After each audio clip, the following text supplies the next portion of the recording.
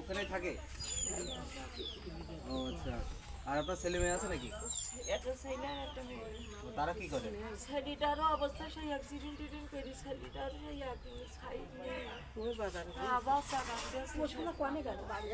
এখন আপনার ছাগলগুলো ছিল এগুলো সবগুলো ধরে গেল, তো এখন আপনার কি চাও একটু বলেন।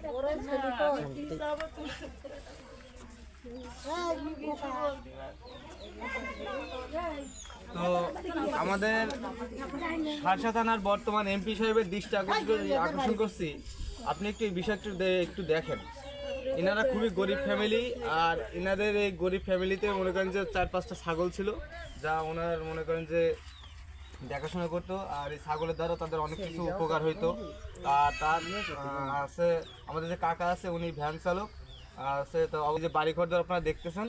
তো আপনার দৃষ্টি আকর্ষণ করছি, আপনি একটু আমাদের এই গরিব ফ্যামিলির একটু দিকে তাকাবেন, দেখবেন যে তাদের একটু সহযোগিতা করা যায় কিনা। তো কি বলবো, এটা হচ্ছে, আমি লোকেশনটা একবার বলি, আপনি আরেকবার শুনেন। এটা হচ্ছে আমাদের শার্শা থানার 9 নম্বর উলাসী পানবুড়ি গ্রাম বাজার আর কি।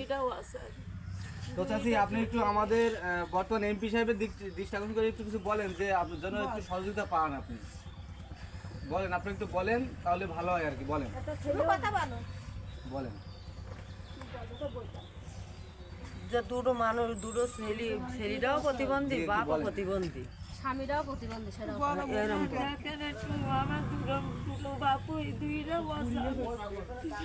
আমার ছাগলা টুসানি নিয়ে বানাইলাম না, তা আমার কিছু নেই, আমার সব গেছে।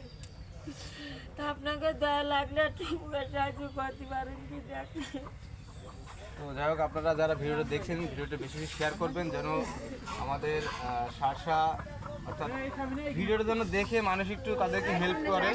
আর আমি বিশেষ করে দৃষ্টি আকর্ষণ করছি আমাদের এমপি মহোদয়কে, যে যেন এই ফ্যামিলিটা একটু কোনোরকম সাহায্য পায়।